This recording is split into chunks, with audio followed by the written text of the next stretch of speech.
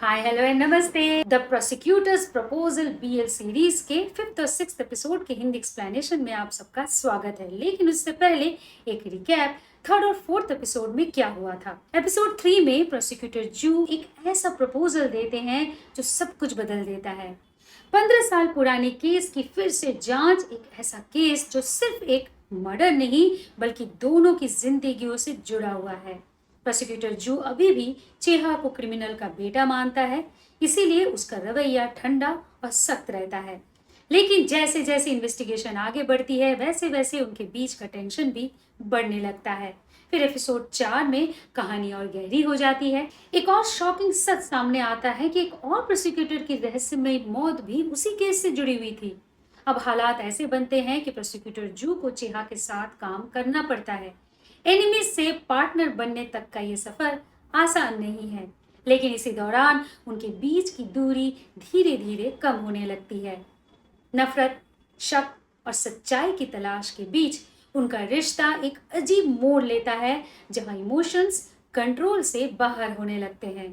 तो चलिए अब चलते हैं 5th और 6th एपिसोड के हिंदी एक्सप्लेनेशन की तरफ। एपिसोड की शुरुआत में अगले दिन की सुबह देखते हैं प्रोसिक्यूटर जू की नींद पहले खुलती है और जब वो देखता है कि ली चेहा भी गहरी नींद में है तो उसे डिस्टर्ब नहीं करता। फिर उसकी नजर पड़ती है ली चेहा के फोन पर जो वाइब्रेट कर रहा है। अंकल के इनकमिंग कॉल को देखकर प्रोसिक्यूटर जू ली चेहा के फोन को स्विच ऑफ ही कर देता है और फिर धीरे से वहाँ से उठकर चला जाता है। अगले सीन में प्रोसिक्यूटर जू पहुँचता है प्रोसिक्यूटर योंगियो के पास और एक एनवेलप थमाते हुए कहता है, इस बंदे से मैं बहुत परेशान हूँ। नाम होंग सुंगहो है और एक लॉन्ड्री बिजनेस चलाता है। पता चलता है कि यहाँ पर प्रोसिक्यूटर जू ली चेहा के अंकल की बात कर रहा है। अब जू योंगियो से कहता है वो कॉर्पोरेट और इकोनॉमिक केसेस में एक्सपर्ट है, वो डीप सर्च करके इसकी वीकनेस को ढूंढ निकाले। अब जब योंगियो जू से पूछता है कि इस बंदे ने तुम्हें इतना अपसेट कैसे कर दिया, तो प्रोसिक्यूटर जू कहता है ये एक ऐसे इंसान से उलझ रहा है जो उसके लिए बहुत इंपॉर्टेंट है। जब योंगियो कहता है प्रोसिक्यूटर जू इस तरह किसी को टारगेट करे ये बहुत एबनॉर्मल है, तो प्रोसिक्यूटर जू कहता है कुछ चीजें एक्सेप्शनल भी होती हैं और हाँ, योंगियो के इस फेवर को वो भूलेगा नहीं। अभी योंगियो पूछता ही है कि प्रोसिक्यूटर जू का वो इम्पोर्टेंट पर्सन कौन है कि जू के पास ली चेहा का कॉल आता है और इस कॉल को अटेंड करने के लिए योंगियो के सवाल का जवाब बिना दिए ही प्रोसिक्यूटर जू वहाँ से निकल जाता है। अब जब ली पूछता है कि जू कहाँ है तो जू कहता है क्यों, वो कहाँ है, क्या कर रहा है, इसका रिपोर्ट क्या वो उसे ली चेहा को देना पड़ेगा। अभी ली चेहा कहता ही है कि दरअसल उसका फोन स्विच ऑफ हो गया था, इसीलिए वो उठने में लेट हो गया कि पैर फंसने की वजह से वो जमीन पर गिर भी जाता है। तो प्रोसिक्यूटर जू कहता है ठीक है, फिर अभी ऑफिस आने की जरूरत नहीं है, डायरेक्टली क्राइम सीन पर आओ। अब कॉल तो डिस्कनेक्ट हो जाता है मगर ली चेहा कल रात की घटनाओं को याद करके बहुत अफसोस करता है। अब अगले कट में जब तैयार होकर ली चेहा क्राइम सीन पर पहुंचता है तो देखता है पहले से ही सॉन्ग वहाँ मौजूद है। पता चलता है कि असली में जिस चाकू से ये क्राइम हुआ है वो तो अभी तक मिला ही नहीं। जब ली चेहा पूछता है क्या लगता है क्राइम की वजह क्या है, सॉन्ग कहता है अक्सर स्पाउस को मारने की दो ही वजह होती है, चीटिंग या फिर लाइफ इंश्योरेंस। वैसे तो उसे लग रहा है कि ये लाइफ इंश्योरेंस का मामला है तो वो चला इंश्योरेंस सर्टिफिकेट ढूंढने। वहीं ली चेहा कुछ और एविडेंसेस कलेक्ट करने के लिए छत पर पहुंच जाता है। कुछ ही देर में वहां पहुंच जाता है वो बच्चा जो फोटो में दिख रहा था। दरअसल वो यहाँ पर अपनी टॉय कार लेने आया है। जब ली चेहा कहता है अरे इस तरह यहाँ घूमना मना है, तो बच्चा कहता है क्यों, ये घर तो उसी का है, एक्चुअली उसे ये कार चाहिए था वो ट्रिप पे जो जा रहा है। जब ली चेहा पूछता है कहाँ जा रहा है, किसके साथ जा रहा है, तो बच्चा बताता है मम्मी के साथ। इतने में मम्मी भी वहाँ पहुँच जाती है और ली चेहा को वहाँ देखकर सवाल भी करती है। ली चेहा जब कहता है ली ह्यूनसू के खिलाफ और एविडेंसेस ढूंढ रहा है, तो मम्मी बहुत ही अपसेट होकर पूछते क्यों, जो सबूत मिले हैं क्या ली ह्यूनसू को गिरफ्तार करने के लिए वो काफी नहीं है, जिस चाकू से खून हुआ है वो भी तो पुलिस के पास है, तो फिर इन सब बेकार की चीजों में टाइम वेस्ट क्यों करना। अभी ये बातें हो ही रही होती है कि वहाँ सॉन्ग के आ जाने से मम्मी वहाँ से चली जाती है, जिसके बाद सॉन्ग कहता है पता चल गया, मम्मी यानी आन डोंगजिंग के हस्बैंड के नाम 150 मिलियन वोन का लाइफ इंश्योरेंस है। अब जब प्रोसिक्यूटर जू को सारी बातों का पता चलता है तो कहता है आन डोंगजिंग को अरेस्ट करने के लिए वारंट निकालना ही पड़ेगा, मगर इशू ये है कि अब भी उस असली चाकू का पता नहीं चला जिससे खून हुआ है। अब प्रोसिक्यूटर जू सॉन्ग से कहता है पुलिस के पास जाओ और कहो कि आंग डोंगजिंग पर नजर रखे। जब सॉन्ग पूछता है क्या यह जरूरी है, ली चेहा कहता है बिल्कुल, क्योंकि आन डोंगजिंग को भनक लग चुकी है कि अब भी और सबूतों की तलाश की जा रही है। सॉन्ग कहता है अरे ली चेहा तो बिल्कुल मिस्टर जू की तरह बोल रहे हैं। लगता है प्रोसिक्यूटर जू का ली चेहा पर जबरदस्त असर पड़ा है। बाय द वे इसी बीच यहाँ एंटर करते हैं मिस्टर ताक। अब ज्यों की ली चेहा ताक से पहली बार मिल रहा है तो प्रोसिक्यूटर जू बताता है क्रिमिनल डिवीजन 2 के ये डायरेक्टर हैं। अब यहाँ पर मिस्टर ताक ली चेहा को क्रेडिट देते हुए कहते हैं जरूर इसमें कोई खास बात होगी, तभी तो ये प्रोसिक्यूटर जू के इन्वेस्टिगेटर के तौर पर काम कर पा रहा है। और फिर तुरंत टाटा बाय बाय कहकर यहाँ से निकल भी जाते हैं। अब ये कहानी में है या मैंने नोटिस किया है कि सॉन्ग ताक के यहाँ आने से बहुत घबराया हुआ था और इसी घबराहट में उसके हाथ की कॉफी ली चेहा पर गिर जाती है। अब यहाँ पर प्रोसिक्यूटर जू सॉन्ग को मॉब लाने के लिए कहकर खुद कंफर्म करता है ली चेहा को चोट तो नहीं लगी, मगर फिर जब वो नोटिस करता है ली चेहा की पूरी शर्ट गीली हो चुकी है, खुद ही ली चेहा के शर्ट को अनबटन करने लगता है। अब जब ली चेहा घबरा जाता है, उसे समझ ही नहीं आ रहा कि प्रोसिक्यूटर जू करना क्या चाहते हैं। वहीं प्रोसिक्यूटर जू पूछते हैं तो बताओ कैसे इसको हैंडल करोगे। ली चेहा माफी मांगते हुए कहता है दरअसल कल रात वो बहुत पिया हुआ था, इसीलिए उससे गलती हो गई। तो प्रोसिक्यूटर जू कहता है वो ली गिलियोंग की केस की बात कर रहा है। ली चेहा उस केस के इन्वेस्टिगेशन में प्रोसिक्यूटर जू के साथ है या नहीं। वैसे ली चेहा किस मिस्टेक की बात कर रहा है। अब ऐसा तो नहीं है ना कि नशे में वो किसी को भी किस करेगा या फिर उसके साथ सो जाएगा। अभी ली चेहा अपनी सफाई में कहता ही है कि नहीं वो इस तरह का इंसान नहीं है।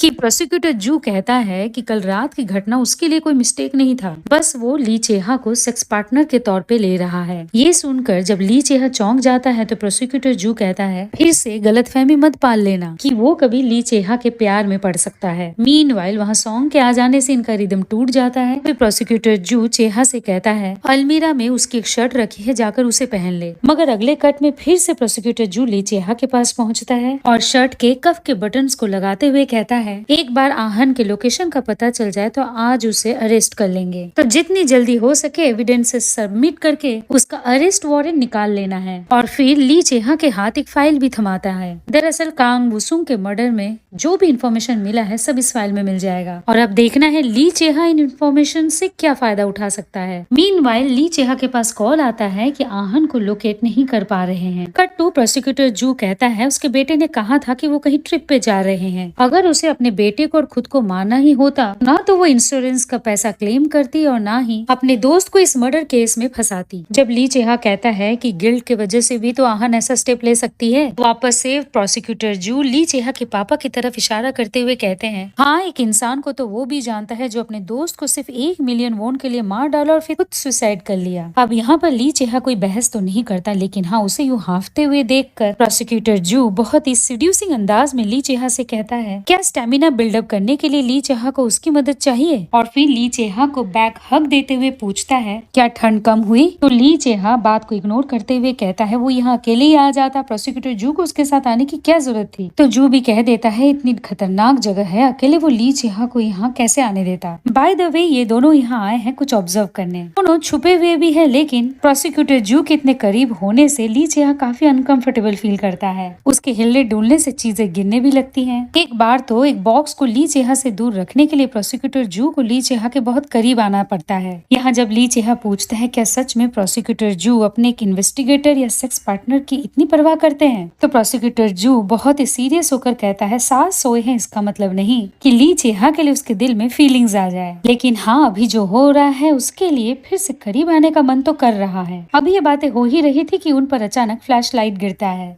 दिखाया जाता है कि यहाँ आहन आई हुई है। सबसे पहले तो वो ड्रम के नीचे से वो हथियार निकालती है जिससे एक्चुअली भी उसके पति का खून किया गया था, और फिर खुद को मारने के लिए उसी चाकू को अपने गर्दन पे रख लेती है। मगर तब तक ली चेहा प्रोसिक्यूटर जू दोनों ही सामने आ जाते हैं और प्रोसिक्यूटर जू आहन को रोकने की भी कोशिश करते हैं। समझाता है कि आहन ऐसा करके केस को और बिगाड़ रही है, मगर आहन सुनने को बिल्कुल तैयार नहीं। अब जैसे तैसे प्रोसिक्यूटर जू आहन का हाथ पकड़ तो लेता है, मगर फिर आहन के काटने की वजह से प्रोसिक्यूटर जू कदम पीछे कर लेता है। देखते हैं कि वापस से आहन प्रोसिक्यूटर जू पर अटैक करने के लिए तैयार खड़ी है, लेकिन इस बार प्रोसिक्यूटर जू अपने पापा के मौत को सोचकर ब्लैंक हो जाता है। इसी पॉइंट पर जब आहन प्रोसिक्यूटर जू पर हमला करती है तो बीच में आ जाता है ली चेहा। अब हालात को समझने में थोड़ा वक्त तो लगता है, लेकिन फिर ली चेहा को खून से लथपथ देखकर प्रोसिक्यूटर जू शॉक्ड रह जाता है। अब अगला सीन हॉस्पिटल का, जहाँ पर ली चेहा तो अपना मरहम पट्टी करके निकल जाता है, मगर प्रोसिक्यूटर जू ये कहकर ली चेहा को डांटता है कि क्या वो पागल हो गया है, क्या सोचकर उसने ये सब किया। जब ली चेहा कहता है वो डर गया था कहीं प्रोसिक्यूटर जू को चोट न लग जाए, प्रोसिक्यूटर जू चीख कर पूछता है ली चेहा अपने आप को क्या समझ रहा है। ली चेहा जू ही कहता है इन्वेस्टिगेटर। तो प्रोसिक्यूटर जू तो समझ जाता है कि इस ली चेहा पर चीखने चिल्लाने का कोई फायदा नहीं, इसीलिए बेचैन होकर पूछता है वो ठीक तो है ना, उसे ज्यादा दर्द तो नहीं हो रहा, और यूँ दूसरों के लिए खुद को चोट लगाने की कोई जरूरत नहीं, ना मेंटली और ना ही फिजिकली। अब प्रोसिक्यूटर जू क्या कर रहा है इससे पहले कि ली चेहा कुछ समझ पाए, जू आगे कहता है ली चेहा को चोट पहुंचाने के लिए वही अकेले काफी है। अब जब ली चेहा पूछता है आहन का क्या हुआ, तो प्रोसिक्यूटर जू बताता है उसे पकड़ लिया गया है और फिलहाल ली चेहा जाकर घर पर आराम करे, और ली चेहा इसे रिक्वेस्ट नहीं बल्कि ऑर्डर समझे। अब नेक्स्ट कट में ली चेहा जब घर पहुंचता है तो उसके फोन पर फिर से अंकल का कॉल आता है, साथ में ये मैसेज भी। क्या ली चेहा प्रोसिक्यूटर यून गियो को जानता है? क्या है कि वो बुरी तरह फंस गए हैं और ली चेहा की मदद चाहिए, और ली चेहा पूरे मैसेज को पढ़ने के बाद अपने फोन को स्विच ऑफ कर देता है। फिर प्रोसिक्यूटर जू की बातों को याद करके मुस्कुराते हुए कहता है वो तो बिल्कुल साइको है। अब अगले दिन सुबह ली चेहा बहुत ही फ्रेश मूड के साथ प्रोसिक्यूटर जू से मिलता है, जहाँ प्रोसिक्यूटर जू ये जानना चाहते हैं कि ली चेहा ने रेस्ट लिया कि नहीं। वही ली चेहा तो सीधा केस की बात शुरू कर देता है, कहता है जियोन के बॉडी का पोस्टमार्टम रिपोर्ट आ गया है और उसके ब्लड में मेथ ड्रग मिला है, ज्यों की कारियोलिन किम के बॉडी में भी यही ड्रग मिला था, तो हो सकता है इनको जहाँ से ड्रग मिला है सोर्स सेम ही हो। अभी ये बातें हो ही रही थी कि अचानक इनके सामने एक बूढ़ा सा आदमी आ जाता है और कहता है कि वो खुद को सरेंडर करने आया है। अब ली चेहा तो बहुत ही कंफ्यूज्ड है। ज्यों ही जियोन के ब्लड का इन्वेस्टिगेशन हुआ, किलर अपने आप सामने कैसे आ गया। प्रोसिक्यूटर जू कहता है पता नहीं क्यों उसे ऐसा लग रहा है कोरियोलिन किम के केस के साथ ये जियोन का केस कहीं न कहीं लिंक्ड है। कुछ सोच कर जब प्रोसिक्यूटर जू कहता है चलो फिर चलते हैं, ली चेहा पूछता है कहाँ, तो प्रोसिक्यूटर जू कहता है होटल। तो अब शॉकिंग रिएक्शन देते हुए ली चेहा पूछता है दिन के वक्त भी, मतलब होटल चलने की बात को लेकर उसने तो कुछ और ही समझ लिया। इवन की होटल के सामने पहुंचकर भी ली चेहा घबराते हुए कहता है मुझे नहीं लगता ये आइडिया सही है, अभी तो रात भी नहीं हुई। तो प्रोसिक्यूटर जू ये कहकर अंदर चल देता है कि इसका मतलब अगर रात को होता तो सही होता, यानी कि यहाँ पर प्रोसिक्यूटर जू सिचुएशन का फुल टू मजा ले रहा है। बाय द वे प्रोसिक्यूटर जू कारियोलिन किम की फोटो दिखाकर रिसेप्शनिस्ट से पूछता है क्या ये आदमी उसे याद है। रिसेप्शनिस्ट कहता है बिल्कुल, 1 महीने पहले ये आया तो था रशियन पासपोर्ट के साथ, मगर दिखता बिल्कुल कोरियन था। फिर चेक करके बताता है रूम नंबर 603 में ठहरा हुआ था, लेकिन उसी दिन किसी काम के लिए बाहर गया तो वापस लौट कर नहीं आया। उसने तो रूम की चाबी भी नहीं लौटाई। तो अब प्रोसिक्यूटर जू उसी रूम की स्पेयर चाबी मांगता है और फिर रूम की तरफ चल देता है। अब सवाल तो बहुत सारे हैं कि कारियोलिन सीधा कैसीनो से यहाँ क्यों आया था और फिर थोड़ी देर बाद कहाँ और क्या करने निकल गया। अब जब प्रोसिक्यूटर जू कहता है रूम सिर्फ रहने के लिए जरूरी नहीं है, तो फिर से रात वाली बात को याद करके ली चेहा थोड़ा घबरा जाता है। तो प्रोसिक्यूटर जू कहता है घबराओ मत, मैं तुम्हें खा नहीं जाऊंगा, वैसे भी मुझे पर्सनल और प्रोफेशनल मैटर्स को अलग करना आता है। मीनवाइल ली चेहा को लगता है छज्जे में कुछ है। चेयर पर चढ़कर जब उसे निकालने की कोशिश करता है तो बैलेंस बिगड़ने की वजह से सीधा प्रोसिक्यूटर जू के बाहों में आ गिरता है। एनीवेज जो हाथ लगा उसे देख कर तो पहले ली चेहा डर जाता है, मगर फिर प्रोसिक्यूटर जू चेक करके बताता है अरे ये तो ड्रग्स है। अब अगले कट में जब ली चेहा कहता है कारियोलिन ने तो अपने लिए बहुत सारे ड्रग बचा कर रख लिए थे, तो प्रोसिक्यूटर जू कहता है शायद इसीलिए उसका मर्डर हुआ होगा। तो यहाँ पर ली चेहा कहता है कारियोलिन की मौत उसके पेट में ड्रग के पैकेट के फट जाने से हुआ था, और ये पैकेट्स कारियोलिन ने अपने मर्जी से लिया था। अगर जबरदस्ती हुआ होता तो उसके मुंह के आसपास चोट के निशान जरूर होते। यहाँ पर ली चेहा याद करता है कारियोलिन के चेहरे पर खरोच के दाग भी नहीं थे। प्रोसिक्यूटर जू आगे कहता है कारियोलिन की गर्दन पे जो सुई चुभोने वाले मार्क थे उसका भी मैटर अभी तक सॉल्व नहीं हुआ है। कट टू डिनर पर ली चेहा तो बड़े चाव से खा रहा है, मगर प्रोसिक्यूटर जू खोया हुआ सा दिखता है, क्योंकि वो यही सोच रहा है ओ जियोन और कारियोलिन किम के बीच क्या रिश्ता हो सकता है। ली चेहा कहता है यहाँ पर ओशन कंस्ट्रक्शन का भी रोल हो सकता है, कहीं उन्होंने इस स्टोरी को कवर अप करने की कोशिश तो नहीं की। प्रोसिक्यूटर जू कहता है फिर तो जो ओल्ड मैन जिसने सरेंडर किया है और कारियोलिन दोनों के फोन के कॉल डिटेल्स चेक किए जाएं। अब इसी बीच सॉन्ग ली चेहा को मैसेज करके पूछता है अगर उसने डिनर नहीं किया है तो साथ खाने चले। इस बात का पता प्रोसिक्यूटर जू को चलता है तो वो पूछता है क्या सॉन्ग और ली चेहा क्लोज हैं? ली चेहा जब कहता है हाँ वो मेरा अच्छा ख्याल रखता है, तो बहुत ही रूडली प्रोसिक्यूटर जू अपना खाना वहीं बंद करके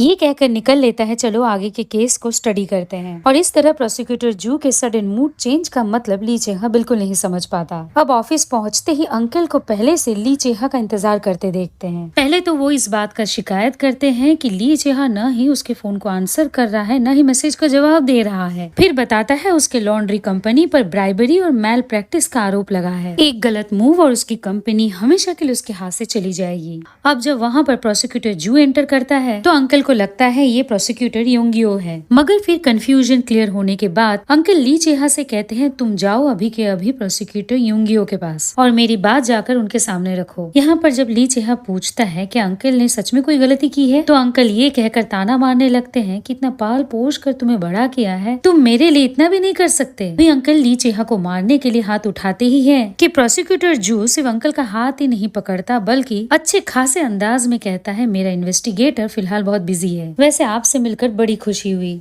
अब यहाँ पर तो ली चेहा कुछ नहीं कहता, मगर बाद में सॉन्ग से पूछता है क्या वो प्रोसिक्यूटर योंगियो को जानता है और उनका प्रोसिक्यूटर जू से क्या रिश्ता है। सॉन्ग बताता है प्रोसिक्यूटर योंगियो और प्रोसिक्यूटर यून सियोन दोनों जुड़वे थे और प्रोसिक्यूटर जू यून सियोन के बहुत क्लोज थे, मगर प्रोसिक्यूटर यून सियोन के सुसाइड के बाद प्रोसिक्यूटर योंगियोन और प्रोसिक्यूटर जू के बीच उतनी क्लोजनेस नहीं रही। वैसे यहाँ पर बात करते करते सॉन्ग ली चेहा से पूछता है क्या वो मूवी देखने चलेगा। ली चेहा गलती से काम की धुन में हाँ भी कह देता है। मीनवाइल ली चेहा को मैसेज मिलता है जियोन के ब्लड टेस्ट में जो ड्रग मिला है और होटल का ड्रग दोनों ही सेम है। अब यहाँ पर पहले तो प्रोसिक्यूटर जू इशारा करता है कि दरवाजा बंद करे, फिर रिपोर्ट को पढ़ते हुए प्रोसिक्यूटर जू कहता है जरूर कारियोलिन और ओ जियोन के बीच कोई ड्रग का कारोबार चल रहा था। अब ली चेहा कॉल लिस्ट आगे थमाते हुए कहता है ये जो पर्टिकुलर फोन नंबर है ये रशिया का जरूर है, मगर ये इसे यूज करने वाला उस देश का नहीं है। अब यहाँ पर जब प्रोसिक्यूटर जू कहता है इस इन्वेस्टिगेशन में प्रोसिक्यूटर योंगियोन भी शामिल होगा, ली चेहा कहता है योंगियोन और यून सियोन दोनों भाई बहन है ना। प्रोसिक्यूटर जू कहता है हाँ, और यही वजह है कि प्रोसिक्यूटर योंगियोन भी टीम को ज्वाइन कर रहा है, क्योंकि ऑन शो कंस्ट्रक्शन केस के इन्वेस्टिगेशन के दौरान ही